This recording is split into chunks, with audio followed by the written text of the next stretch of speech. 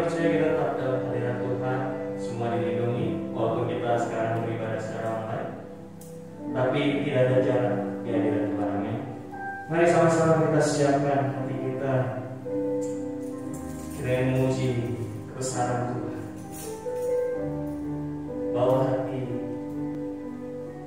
yang terbaik untuk Tuhan. Terima kasih Tuhan Yesus yang baik. Bahwa kami lebih dekat lagi pada Tuhan.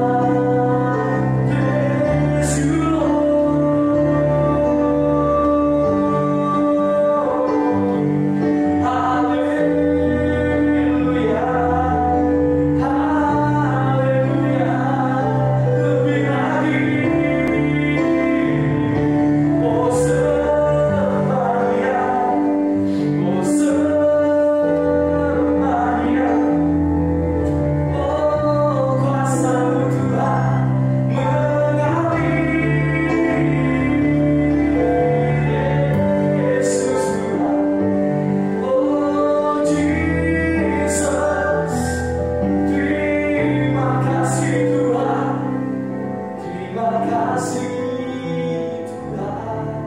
Oh,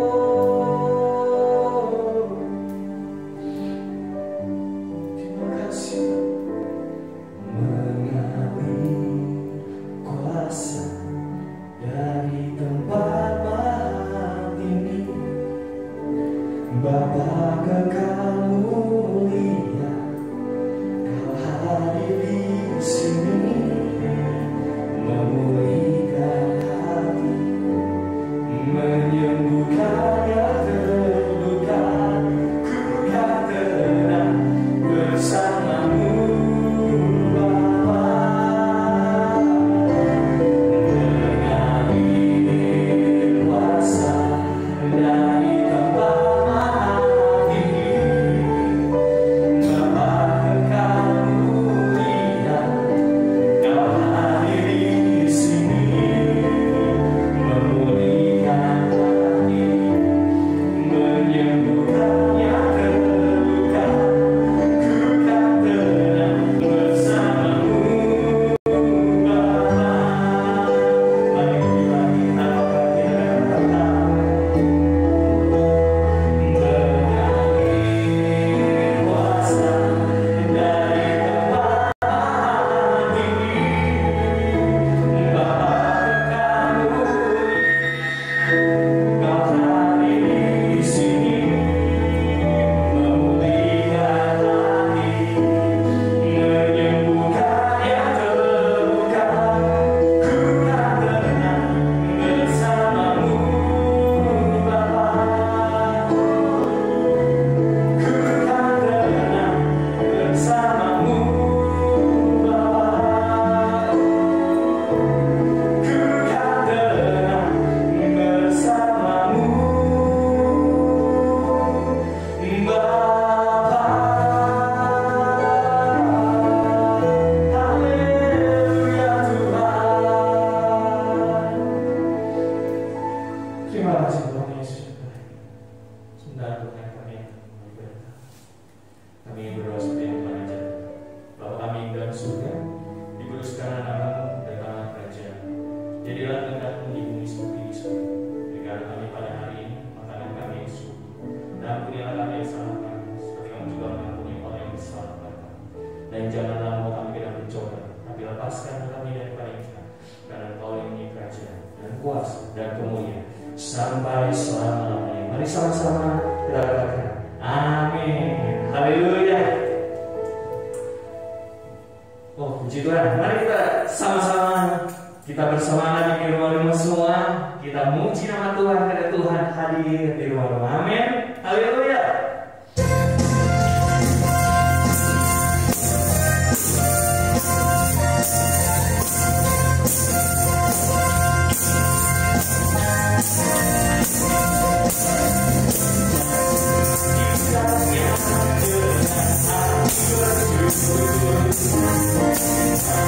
Sebabnya dengan pujian, mengampun bahagia,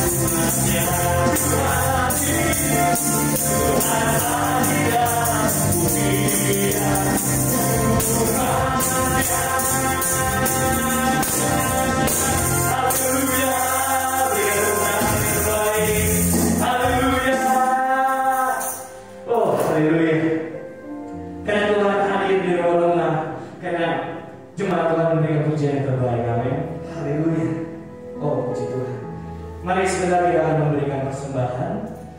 Nomor rekening gereja kita tempat ini sudah ada di layar kaca Bapak Ibu Saudara sekalian, bisa ditransfer langsung. Mari kita akan berikan persembahan dan juga nanti Voice of Pentecost akan dibuka.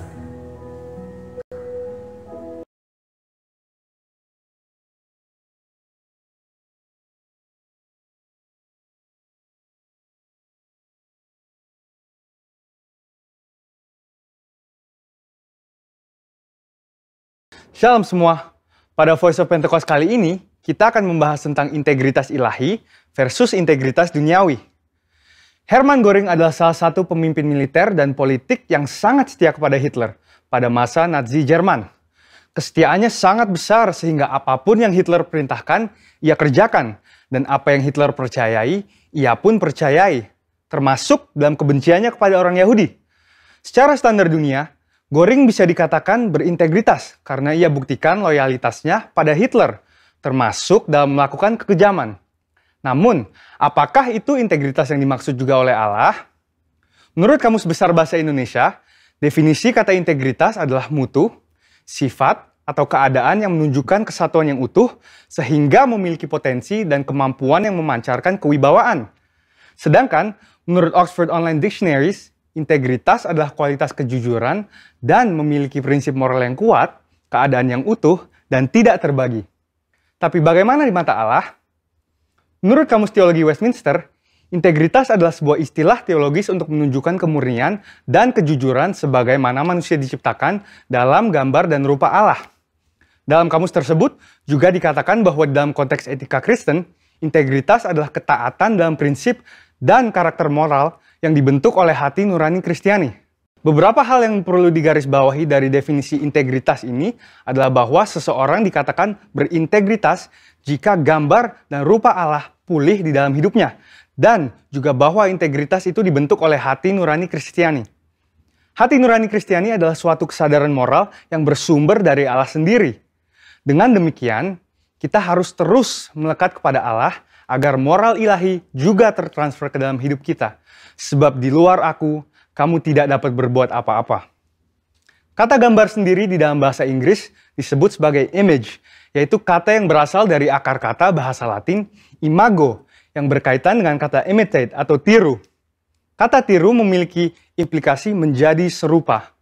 Dari pengertian ini, kita mengerti bahwa manusia yang berintegritas adalah manusia yang memiliki keserupaan dalam pikiran, perasaan, kehendak, karakter, sifat, sikap, dan moral dengan kualitas seperti Allah. Berbicara tentang integritas ilahi, contoh terbaik di Alkitab tentang pribadi yang menunjukkan integritas ilahi yang sempurna tidak lain dan tidak bukan hanyalah Tuhan Yesus, the man of integrity. Salah satu contoh integritas ilahi yang ditunjukkan oleh Tuhan Yesus tercatat di dalam Yohanes 7 ayat 53 sampai dengan Yohanes 8 ayat 11, yaitu tentang seorang perempuan yang kedapatan berzinah dan akan dilempari batu oleh para ahli Taurat. Di Yohanes 8 ayat 7 Yesus berkata, "Barang siapa di antara kamu tidak berdosa, hendaklah ia yang pertama melemparkan batu kepada perempuan itu." Perkataan itu adalah perkataan penuh hikmat yang menghargai kehidupan si perempuan sekaligus menegur para ahli Taurat yang hafal akan hukum Musa tetapi tidak mengerti esensi hukum tersebut yang adalah kasih. Kita dapat mempelajari dua hal yang sangat penting dari integritas Tuhan Yesus. Pertama, murni. Artinya Yesus mengakui dosa si perempuan itu sesuai dengan hukum Musa. Yesus tidak membela dosa perempuan itu dengan mengatakan ia tidak bersalah, sebab jelas ia bersalah. Ada kemurnian hati nurani Yesus yang sama dengan hukum Allah yang tidak terkontaminasi dengan apapun juga. Kedua, jujur. Artinya, kualitas dalam mempraktekkan kemurnian hukum Allah dengan karakter Allah. Hukum Allah jelas menyatakan upah dosa adalah maut. Namun, karakter Allah adalah kasih. Karenanya, Tuhan Yesus mampu mengampuni kesalahan perempuan itu. Pengampunan itu pun mengalir sehingga perempuan itu dipulihkan. Pengampunan yang Yesus berikan bahkan sampai mengorbankan dirinya di atas kayu salib bagi perempuan itu dan bagi kita semua. Inilah karakter ilahi, yaitu kasih. Sehingga dapat disimpulkan, integritas ilahi adalah kemurnian sesuai dengan firman Allah dan kejujuran dalam mempraktekannya yang disertai dengan karakter ilahi. Di sini jelas bahwa integritas ilahi lebih tinggi daripada integritas duniawi dari sisi sumber acuan moral dan keseluruhan cakupan prakteknya dalam kehidupan. Integritas ilahi hanya dimungkinkan untuk dihidupi apabila kita senantiasa bersekutu dan mengenal Allah secara pribadi. Saudara, untuk penjelasan lengkapnya dari tim teologi kami, silahkan cek link yang ada di atas atau scan QR Code yang tersedia. Salam integritas, Tuhan Yesus memberkati.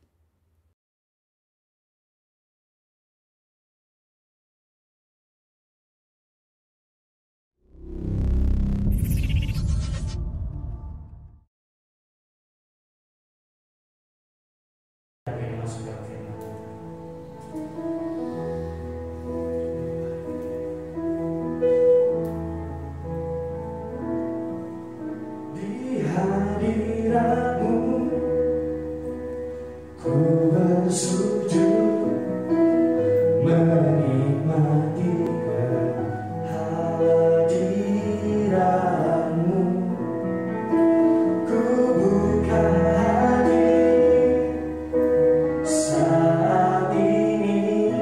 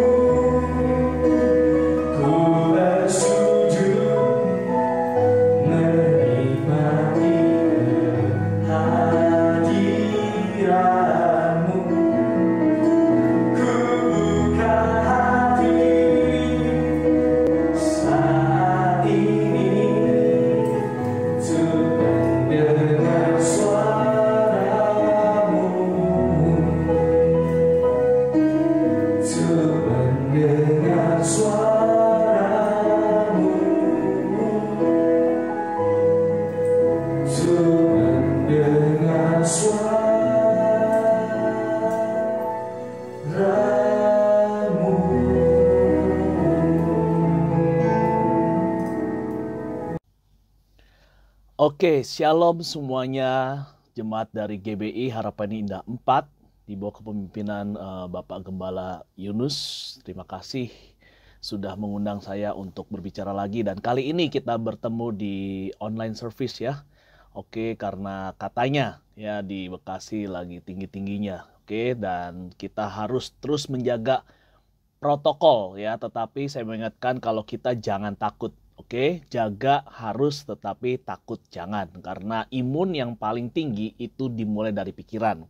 Ya, justru karena pikiran imun kita bisa drop, dan juga karena pikiran imun kita bisa naik. Ya, ingat, hati yang gembira adalah obat yang manjur. Oke, langsung saja. Hari ini saya diberikan waktu kurang lebih 20-30 menit, dan saya ada 5 poin yang harus saya bagikan hari ini. Judul khotbah saya hari ini adalah Yes, He Can. Ya, yaitu artinya ya, dia sanggup. Nah, seringkali di dunia sekuler ya, di dunia hari ini, di luar rohani gitu ya, seringkali kita sering mendengar kalau yes I can, yes saya bisa. Akhirnya apa yang terjadi, banyak orang pada saat nggak bisa dia bingung, kok kenapa saya nggak bisa, padahal memang kita sering nggak bisa. Yang hebat, yang bisa adalah Tuhan itu sendiri. Nah, kita mau belajar dari 2 Raja-Raja 3 ayat 1 sampai 27. Ya, Bapak Ibu Saudara bisa membaca firman di rumah ya nanti gitu setelah ibadah online bersama. Tetapi hari ini saya nggak bacakan semua, tetapi saya ambil kisah ini dari 2 Raja-Raja 3 ayat 1 sampai 27. Kisah tentang 3 raja menyerang satu raja yang bernama Moab ya. Nah, Bapak Ibu semua ya, di sini dikatakan Raja Israel yang bernama Yoram ini Raja Israel yang bernama Yoram ini mau menggempur Raja Moab ya, Raja Moab. Kenapa? Karena telah memberontak ya. Kisahnya adalah sesudah papanya meninggal ya, papanya Raja Yoram ini meninggal, yaitu Ahab. Raja Moab tidak mau memberikan upeti lagi ya, yang berupa 100.000 bulu domba dan 100.000 anak domba dan 100.000 bulu domba dari domba jantan. Waktu saya membaca ini saya mikir, yang saya mikir bukan ada jumlahnya yang banyak ya, tapi berisik banget ya. Bayangin 100.000 anak domba yang diberikan setiap tahunnya. Ya pasti berisik banget tuh. Wah, di mana-mana 100.000 anak domba. Kenapa? Karena Raja Moab ini dikenal sebagai peternak domba. Ya, sesudah Raja Ahab meninggal dan Raja Yoram meneruskan, Raja Moab mulai tidak mau memberikan upeti ini. Apa yang terjadi? Raja Yoram marah sebagai Raja Israel ya, dan akhirnya mau menyerbu. Nah, ada 5 poin yang saya mau bagikan hari ini. Poin yang pertama adalah sinergi. Raja Yoram dikenal tetap tidak berkenan di mata Tuhan. Ya, dikenal dengan raja yang jahat di mata Tuhan. Kenapa? Karena bangsa Israel pada saat itu berbuat dosa, Raja Yoram membiarkan. Ya, kenapa banyak hal terjadi di dalam kepemimpinan, hal-hal apabila di dalam kepemimpinan semua itu juga banyak faktor dari para pemimpin. Oke, nah Raja Yoram ini membiarkan untuk membiarkan pada saat bangsa Israel terus berbuat dosa. Tetapi dikatakan di firman Tuhan bahwa Raja Yoram, yaitu Raja Israel, tidak sejahat papanya. Ya, kenapa? Raja Yoram juga menghancurkan berhala yang dibuat papanya, yaitu Raja Ahab. Nah, poin yang pertama yang saya mau bagikan Bapak Ibu semua, ya, poin pertama yang saya mau bagikan saudara adalah, pertama adalah sinergi. Apa yang dilakukan Raja Yoram? Ya, dia mengajak Raja Yehuda. Ya, dia mengajak Raja Yehuda. Kita baca sama-sama di 2 Raja-Raja 3 ayat 7. Ia mengirim pesan ini kepada Raja Yosafat dari Yehuda, namanya Raja Yosafat. Raja Moab telah memberontak terhadap aku. Sudikah Anda berperang bersama aku melawan dia? Ya, saudara, saya baca dari BIMK, ya, Bahasa Indonesia Masa Kini. Ya, lebih untuk yang firman yang ini, untuk cerita yang ini lebih bisa dimengerti. Ya, Raja Moab telah memberontak terhadap aku. Sudikah Anda berperang bersama aku melawan dia? Baik, jawab Raja Yosafat. Aku dan anak buahku serta pasukan berkudaku akan ikut dengan Anda. Nah, saudara, jadi apa yang saya mau bagikan hari ini adalah Raja Israel yang bernama Yoram, dia sinergi dengan Raja Yehuda, yaitu Raja Yosafat, ya, yang berasal daripada Yehuda. Kenapa? Karena Raja Yehuda ini berkenan di mata Tuhan. Nah, saudara, yang saya mau bagikan di poin yang pertama adalah seringkali pada saat kita menjauh dari Tuhan, kita juga menjauh dari komunitas orang-orang yang dekat dengan Tuhan.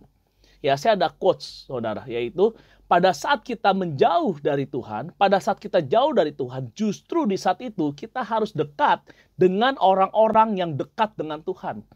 Ya, saya mengalami dalam kehidupan saya juga ada masa-masa saya jauh dari Tuhan, tetapi saudara, seingat saya nggak pernah jauh daripada komunitas yang dekat dengan Tuhan. Ya, puji Tuhan, akhirnya saya terus di dalam Tuhan. Bukan karena saya hebat, atau bukan karena saya nggak pernah kecewa dan bla bla bla yang lainnya, yang juga dialami oleh orang-orang Kristen yang lainnya, juga para hamba Tuhan yang lainnya. Tetapi saya pastikan saya harus tetap berada di dalam komunitas orang-orang yang dekat dengan Tuhan. Pastikan saya harus tetap terkonek dengan mentor saya, saudara. Nah, iblis menipu pada saat hari ini kita lagi jauh daripada Tuhan, atau kita lagi khawatir, kita lagi kecewa, kita lagi kepahitan gitu ya, dengan sesama anak Tuhan gitu. Justru kita menjauh daripada komunitas, salah, saudara. Jangan pernah menjauh daripada komunitas. Sekali lagi, pada saat kita jauh daripada Tuhan, kita justru harus terus mendekat kepada orang-orang yang dekat dengan Tuhan. Lanjut. Di Amsal 24 ayat 6 juga berkata, karena hanya dengan perencanaan engkau dapat berperang, dan kemenangan tergantung pada penasihat yang banyak. Nah, ini menarik, saudara. Kenapa? Karena di sini katakan kalau kita mau perang harus punya rencana. Tetapi kemenangan, kalau kita mau menang, kemenangan tergantung kepada penasihat yang banyak. Siapa penasihatnya? Justru yaitu orang-orang yang lebih berpengalaman, yaitu orang-orang yang lebih dekat dengan Tuhan kalau penasihat hidup kita. Ya, saudara, di dalam hidup ini, di masa pandemi ini, saya percaya banyak sekali tantangan dalam hidup kita. Tetapi justru di masa inilah, di masa peperangan inilah. Peperangan ini bukan berbicara peperangan hari ini melawan ada tank, ada pesawat tempur. No. Banyak peperangan rohani, peperangan dalam hal keuangan, peperangan dalam hal kesehatan. Justru di saat inilah kita harus mendekat kepada orang-orang yang dekat dengan Tuhan, dengan orang-orang yang punya pengalaman, dengan orang-orang yang punya hikmat lebih daripada kita. Sekali lagi, kemenangan tergantung pada penasihat yang banyak. Jadi setiap peperangan kita bisa menang, tapi tergantung pada penasihat yang banyak. Dan Pengkhotbah 4 ayat 12 juga berkata, dan bila mana seorang dapat dialahkan, 2 orang akan dapat bertahan. Tali 3 lembar tak mudah diputuskan. Amin. Jadi saudara, sekali lagi, kita lebih baik daripada saya. Seringkali kita sendiri bisa lebih cepat, tapi kalau kita mau lebih jauh, kita harus bersama. Banyak sekali orang yang bilang gini, gue mah ribet kerja sama dia. Ya mendingan gue sendiri lebih cepat. Ya nggak usah ngerepotin orang dan bla bla bla yang lainnya. Nah, ini kita enggak sinergi namanya. Kita harus sinergi di masa-masa ini. Kekurangan saya punya banyak kekurangan. Nah, itu ada di kelebihan teman-teman saya. Ya, para suami istri, kekurangannya suami pasti biasanya ada di kelebihan istri. Oke, dan juga kelebihan istri ada di kekurangan suami. Kekurangan istri ada di kelebihan suami. Ya, jadi saling melengkapi, butuh sinergi. Oke, sekali lagi, tali 3 lembar tak mudah diputuskan. Oke, saudara, kita masuk poin yang kedua. Ya, poin yang kedua adalah respon. Ya, dikatakan sekali lagi saudara bisa baca lengkap dengan ayat yang tadi saya katakannya tentang kisah Raja Israel menggempur Raja Moab ini. Yang poin yang kedua adalah respon. Jadi saudara, di sini saya catat masalah yang sebenarnya adalah respon terhadap masalah itu. Jadi masalah yang sebenarnya ternyata bukan masalahnya itu, saudara, tetapi justru adalah responnya. Berapa banyak di masa pandemi ini semua kita pasti ngalamin masalah, ya pasti ada mengalami masalah keuangan, masalah keluarga, oke. Biasa yang nggak pernah ketemu suami istri lebih lama, sekarang mau nggak mau 24 jam bersama, dan yang lain-lainnya. Para ibu rumah tangga juga mau nggak mau harus mengerti teknologi. Kenapa? Karena anaknya school from home, dan bla bla bla yang lainnya. Masalah kesehatan juga mungkin di kita sehat, tetapi ada orang-orang terdekat kita yang sakit, dan kita jadi parno, dan banyak hal yang lainnya. Nah, ternyata ada orang-orang justru di masa pandemi ini hidupnya lebih sehat. Kenapa? Karena dia jadi rajin olahraga. Ada orang-orang yang justru keuangannya jadi lebih baik. Kenapa? Karena justru ada peluang-peluang yang lain di luar pekerjaan yang dia hari ini adakan sebelum pandemi. Justru di pandemi ini dia punya usaha yang baru. Ada orang-orang di masa pandemi ini justru keluarga lebih dekat. Kenapa?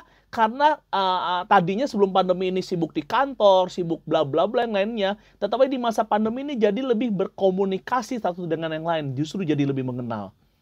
Nah, saudara, jadi masalah yang sebenarnya bukan masalah, tetapi respon terhadap masalah itu. Di sini dikatakan 2 Raja-Raja 3 ayat 9-12 masih di kisah Raja Israel menyerang Raja Moab. Maka berangkatlah Raja Yoram bersama Raja Yehuda dan Raja Edom. Ya, mereka bertiga nih. Ya, Raja Yoram sekali lagi berkolaborasi dengan Raja Yehuda dan Raja Edom. Setelah mengadakan perjalanan selama 7 hari, mereka kehabisan air. Sehingga pasukan mereka dan hewan pengangkut barang mereka tak dapat minum. Waduh, aus banget. Celaka kita, seru Raja Yoram. Tuhan telah merencanakan untuk menyerahkan kita bertiga kepada Raja Moab. Raja Yosafat bertanya, apakah di sini tidak ada nabi yang dapat bertanya kepada Tuhan untuk kita? Salah seorang perwira dari tentara Raja Yoram menjawab, ada Elisa anak Safat. Dia dahulu pembantu Elia.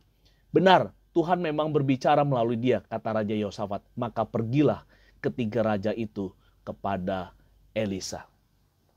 Nah, saudara, pada saat ada mengalami masalah, yaitu kehabisan air, apa yang hari ini apa respon daripada Raja Israel, yaitu Raja Yoram? Celaka kita, mati gue. Ya, Tuhan telah berencanakan untuk menyerahkan kita bertiga kepada Raja Moab. Responnya negatif. Mati deh gue. Berapa banyak kita dalam masa pandemi ini ada masalah apapun ya, baru masalah kita sering melihat berita, wah lagi tinggi bla bla bla, kita harus bilang mampus deh gue deh, usaha gue makin hancur deh, aduh makin lama deh, susah deh di negara deh, aduh nanti makin lama deh masuk sekolah anak gue deh, aduh segala macam hal-hal yang negatif kita ucapkan. Aduh mati deh gue deh, aduh capek deh, aduh resek deh, aduh penanganannya dan segala macam lainnya. Masalahnya sama, tetapi Raja Yosafat mempunyai respon yang berbeda. Apa yang dikatakan? Apakah di sini nggak ada nabi yang dapat bertanya kepada Tuhan untuk kita? Dia responnya adalah yaitu apa? Mencari pesan Tuhan. Ya, masalah yang sama kekurangan air, tetapi Raja Yoram langsung celaka kita. Kita mati deh. Tuhan mau menyerahkan kita kepada Raja Moab, tapi Raja Yosafat yang dari Yehuda, dia mempunyai respon yang berbeda. Dia langsung mencari apa nih pesan Tuhan terhadap masalah ini. Saudara, setiap masalah yang diizinkan terjadi selalu ada pesan Tuhan di dalam masalah itu. Segala sesuatu Tuhan izinkan untuk mendatangkan. Oke, jadi Tuhan turut bekerja dalam segala sesuatu untuk mendatangkan kebaikan. Jadi apabila Tuhan mengizinkan sesuatu terjadi dalam hidup kita, itu pasti ada pesan Tuhan supaya kehidupan kita ke depan menjadi baik, menjadi lebih baik menurut Tuhan, bukan menurut kita. Yaitu apa yang baik menurut Tuhan, yaitu karakter kita. Nah, saudara, kita di sini belajar dari setiap masalah yang diizinkan dalam hidup kita. Jangan mau rugi. Kalau kita merasa rugi atau enggak, kalau kita merasa kondisi yang ada atau masalah yang ada itu menyakiti kita, jangan rugi 2 kali. Pasti ada pesan Tuhannya, dapatkan itu. Selalu ada pesan Tuhan dari setiap masalah yang diizinkan. Seringkali kita buang waktu, seringkali kita menghabiskan waktu di mana? Ngebahas masalahnya dan nggak pernah habis. Makin bahas masalahnya, makin kesel kita. Makin bahas kondisinya, makin kesel kita. Makin kita, contoh kita lagi konflik dengan istri atau suami, kalau nggak orang tua atau anak atau nggak siapapun, saudara. Siapapun ya, kalau kita lagi kesel pada situasi atau nggak pribadi, makin kita mikirin orangnya makin kesel kita. Lebih baik kita pikirin pesan Tuhannya. Pesan Tuhan yang mana? Yang mendatangkan kebaikan. Ingat, Tuhan adalah kasih. Ya, segala sesuatu yang dari Tuhan itu pasti baik adanya. Maka kita bisa GR atau nggak kita bisa senyum-senyum sendiri. Karena selalu ada pesan Tuhan dari setiap masalah yang diizinkan. Come on saudara, ayo semangat. ya, berhenti fokus kepada masalah, berhenti bahkan fokus kepada pandeminya. Ya, fokus tapi kita hari ini perbanyak tingkatkan imun tubuh aja dengan cara apa? Dengan cara jaga pikiran, hati yang gembira adalah obat, dengan cara berolahraga, minum suplemen yang berguna, jaga makan, jaga tidur, ya, lebih sehat, bentengi diri dengan kondisi dengan Covid yang ada.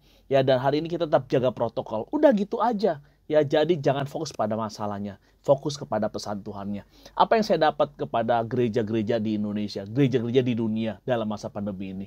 Ya, saya dapat pesan Tuhannya adalah di saat ini gereja-gereja mau nggak mau harus bersatu, satu tubuh. Ya, gereja yang ini punya kelebihan apa, gereja yang itu punya kelebihan apa. Kalau kita bicara online sekarang, setiap orang bisa menikmati online dari berbagai macam gereja. Ya, kita saling melengkapi aja. Ya, saling memotivasi, saling menginspirasi satu dengan yang lain. Siapa yang untung? Ya, nama Tuhan yang dipermuliakan. Amin. So, selanjutnya poin yang ketiga yaitu puji dan sembah Tuhan. Nah, saudara, pada saat hari ini Elisa diminta bantuan, ya, Elisa diminta bantuan. Ingat ya, saudara, Elisa ini diminta bantuan karena Raja Yehuda, bukan karena Raja Israel. Ya, jadi bersyukur sekali Raja Israel mengajak Raja Yehuda. Maka ini penting banget ya untuk pada saat kita hari ini jauh daripada Tuhan, lebih untung kita dekat dengan orang yang dekat sama Tuhan. Jadi Nabi Elisa mau merespon karena ada Raja Yehuda. Dia bilang ini, kalau bukan karena Raja Yehuda, dia nggak mau bantu. Ya, keren ya. Dia nggak mau menyampaikan pesan Tuhan. Oke, dan apa yang hari ini Elisa minta pada saat diminta bantuan menyampaikan pesan Tuhan? Elisa minta tolong bawa pemain kecapi. Saya mau memuji dan menyembah Tuhan. Jadi poin yang ketiga adalah puji dan sembah Tuhan. Setiap ada kondisi-kondisi yang hari ini kita bingung, apa yang kita harus lakukan? Firman Tuhan bilang apa? Tenanglah supaya engkau bisa berdoa. Apa maksudnya berdoa? Mendapatkan pesan Tuhan. Gimana supaya dapatkan pesan Tuhan? Kita harus tenang. Bagaimana supaya kita tenang? Puji dan sembah Tuhan. Saya sering mengalami kondisi-kondisi yang dalam hidup saya yang banyak masalah. Apa yang saya lakukan? Puji dan sembah Tuhan. Bukan berarti masalahnya selesai, tetapi ada damai sejahtera. Ingat, damai sejahtera yang melampaui segala akal, melebihi lebih nikmat daripada masalah yang selesai. Ya, 2 Raja-Raja 3 ayat 15 dikatakan, sekarang bawalah kemari seorang pemain kecapi. Sementara orang itu memainkan kecapi, Elisa dikuasai oleh roh Tuhan. Ya, seringkali kita dikuasai oleh kekhawatiran, bukan oleh roh Tuhan. Ya, memuji dan menyembah Tuhan memaksa kita. Memuji dan menyembah Tuhan membuat kita dikuasai oleh roh Tuhan. Berapa banyak yang hari ini pada saat kita hari ini mengalami masalah, kita dikuasai oleh kekhawatiran kita, kekecewaan kita. Apa yang terjadi? Kita tidak akan bisa mendapatkan apa yang Tuhan mau. Tetapi Elisa memuji dan menyembah Tuhan. Ya, selanjutnya yang keempat adalah percaya. Bukti kita percaya adalah taat. 2 Raja-Raja 3 ayat 16-17. Sehingga ia berkata, inilah yang dikatakan Tuhan. Buatlah parit-parit di wadi ini, sekalipun kalian tidak melihat hujan turun atau angin bertiup, namun air akan berlimpah-limpah di wadi ini. Kalian dengan ternak dan hewan pengikut dan barangmu akan mendapat air yang cukup untuk diminum sepuas-puasnya. Ya, luar biasa sekali. Jadi pada saat hari apa yang diminta Elisa bukan yang ngangkat senjata, tapi apa? Gali parit. Luar biasa nggak? Suruh gali parit. Gimana caranya? Orang lagi kemarau, nggak mungkin ada hujan, tetapi gali parit. Itu yang diminta oleh Elisa. Ya, dan akhirnya mereka taat. Ya, pasukan Raja Yehuda, Raja Israel dan Raja Moab taat. Gali parit. Udah keren-keren pakai baju tentara, udah keren-keren pakai segala macam perlengkapan, suruh gali parit. Nah, seringkali apa yang diminta Tuhan itu tidak sesuai dengan pikiran kita, dengan pengalaman kita, dengan kepintaran kita. Tetapi Tuhan, bukti kita percaya adalah taat. Amsal 3 ayat 5. Percayalah kepada Tuhan dengan segenap hatimu dan janganlah bersandar kepada pengertianmu sendiri. Seringkali kita gagal justru karena pengalaman kita. Pengalaman nggak salah, kepintaran nggak salah. Yang salah adalah apabila kita mengandalkan pengalaman di atas pesan Tuhan. Amin. So hari ini ayo kita taat. Bukti kita percaya adalah kita taat. Poin yang terakhir yaitu dia sanggup. Nah, ini luar biasa. 2 Raja-Raja 3 ayat 18. Lalu kata Elisa selanjutnya, tetapi itu hanya perkara kecil bagi Tuhan. Ia akan memberikan juga kemenangan kepadamu atas orang Moab. Haleluya. Jadi gara-gara parit itu digali dan akhirnya air mengalir di situ, Bukan hanya hausnya hilang, pasukannya dan para binatangnya ada, tetapi ternyata air itu mengalir di wilayah Raja Moab dan dipikir itu adalah darah. Ya, kenapa ada pantulan sinar matahari? Teman-teman saudara bisa baca di firman-Nya, dan disangka darah. Ya, kenapa ada lumpur-lumpur itu kelihatan seperti merah-merah dan darah? Dipikir Raja Moab dan pasukannya. Apa yang terjadi? Raja Moab menyerbu,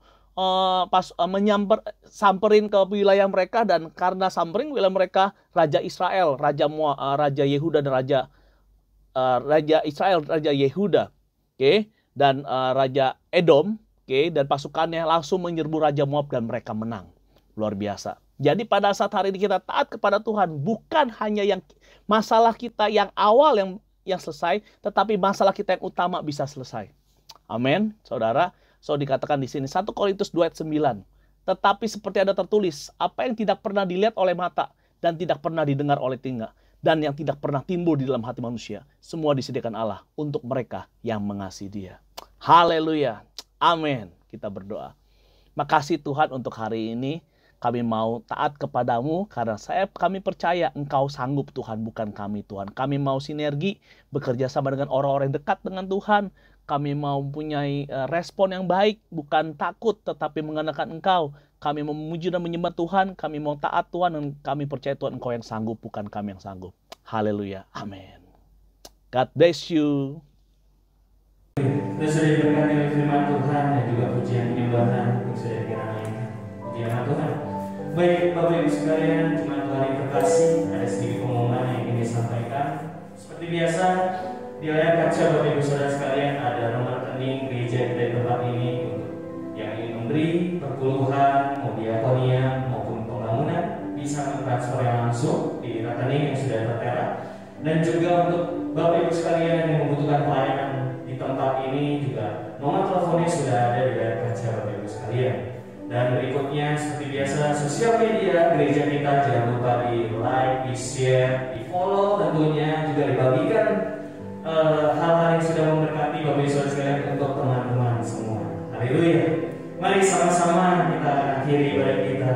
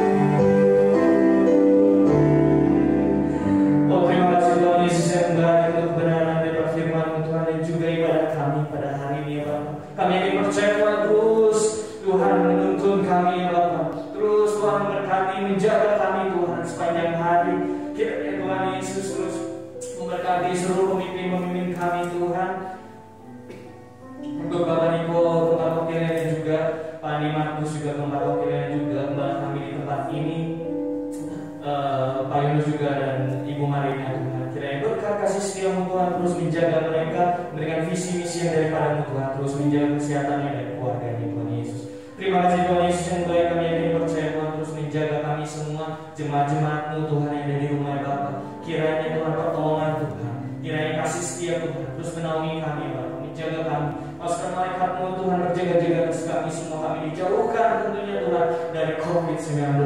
Terima kasih Tuhan Yesus yang baik, kiranya Tuhan juga menyembuhkan negara kami, bangsa Indonesia Tuhan. Kami yakin dan percaya Tuhan, Indonesia di tangan-Mu ya Tuhan. Kami yakin percaya Tuhan Yesus terus menjaga Indonesia Bapa. Kiranya Tuhan sembuhkan Tuhan, kiranya COVID-19 ini cepat berlalu ya Tuhan.